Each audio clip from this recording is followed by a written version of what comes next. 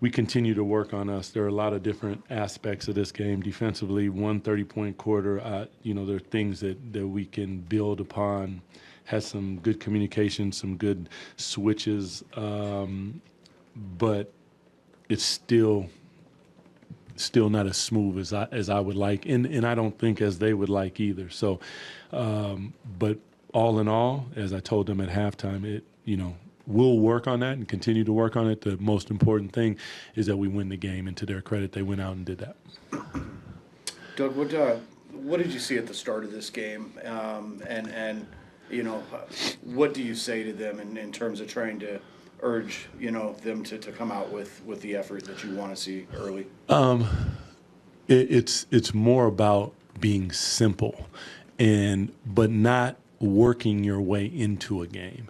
And I think that we have guys in that lineup who have done a lot in this league, and dynamic scores, and we have to keep the game simple, playing to our strengths, and one of those is playing through Domas, especially in the half court, and allowing us to get downhill. And then once we do that, whether it's a DHO, whether it's a split, whether it's a high split, low split, just read what's in front of you as opposed to trying to dictate the game. That happens later in the game, later in the half, later in the quarter, later in the shot clock, where you allow your talent to dictate the game. Early on, I just want them to read more and definitely be present on the defensive end with intensity. Okay.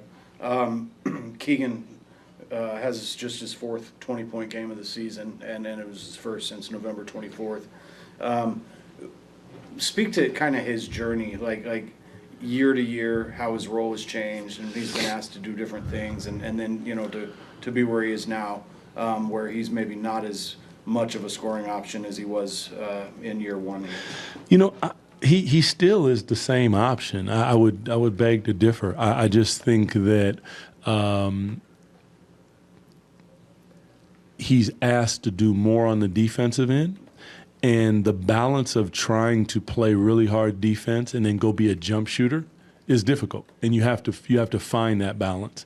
Not to mention on DHOs and different things, he's learning and continuing to learn how to read. And tonight he was spectacular. They were going under. He stopped behind the screen. He didn't hedge out to where all of a sudden he finds himself in trouble. He stopped behind the screen, saw that the guy went under, took an escape dribble, and he's knocking it down. These are things that we're working on when we do have practice. So to watch them translate to the game for him, I think we'll continue to build a comfort zone for him that hopefully we see more nights like this. Okay, and I've asked you before about him taking those 2 games off back in like the beginning of January, and since then he's at I want to say around 39% from 3.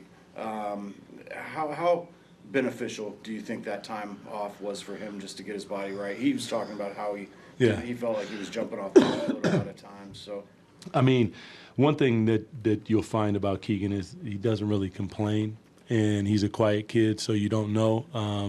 I push him and prod, and he laughs a lot, but he probably hates it. But it's my way to deal with him and bring out what I feel is inside of him. And there's a lot of good stuff in him, man. Like, there's a quiet storm. My grandmother would say, still waters run deep. And I think when I look at him, there's an intensity inside of him, especially on the defensive end, that I really like.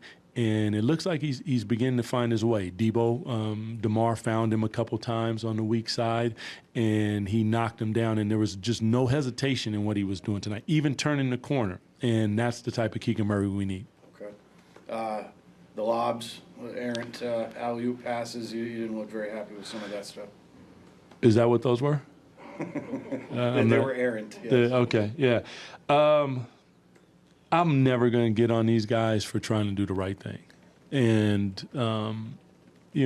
today's basketball is a little different. I mean, the way that Malik did the last one was he drove until he was stopped, and he was fouled. And those are the things that we have to do. But I will say they are playing for each other. All of those passes were to a teammate. So, yeah, they didn't go through. I'm not gonna kill them. I appreciate it as an ex-player. Like, we would joke about it. So I'm sure we'll find a way to make it really bad on video, and they will enjoy it and laugh a lot. So it's like, does it hurt in the moment? Yeah, it does. Does it hurt momentum? Yeah, it does. But we have to learn these painful lessons, and luckily not at the cost of winning the game. Game one of a 4-game trip here, some big games, ahead of you. Yeah. How are you feeling about, where you're trying to get this group to go? You played Utah tonight. You had Charlotte the last time out. Yeah.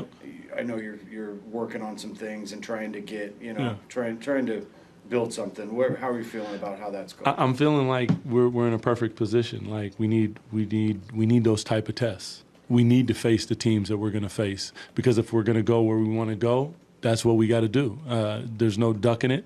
And whatever that result is, you lick your wounds, because you get wounds, win or loss. So, yeah, I'm all for it. I think that there are certain aspects of our game that we're improving in. There's certain aspects of our game that we continue to work on, and that's been my message to them. We are here to work on us, even towards the end of the game. Like, I'm telling them, get up into the ball. I know we're up, but the point isn't that we're winning. The point is that we need to work on ourselves, not the opponent. Don't worry about who's across from us, because the next game it'll be somebody else. The jersey will change, but we will remain the same, and we need to work on ourselves. That's the bottom line. Thanks so much. Appreciate you guys. Thank you.